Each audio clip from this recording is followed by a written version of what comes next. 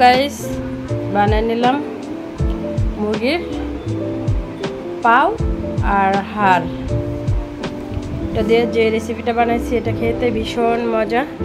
একবার হলো আপনারা বানায় খাবেন, খেয়ে আমাকে রিভিউ দেবেন। আর সাথে নিয়েছি ম্যাঙ্গো জুস, যেহেতু এখন আমের দিন চলতেছে, তো এটা না বানালে কি আর চলে, বানাই নিলাম। ভালো থাকবেন সবাই, আমাদের জন্য দোয়া করবেন। আর সাথে নিয়েছি মেনুইস, এটা যেহেতু দরকার পড়বে না তারপরেও বানাই নিয়েছি, এটা এইভাবে খেতে ভালো লাগে।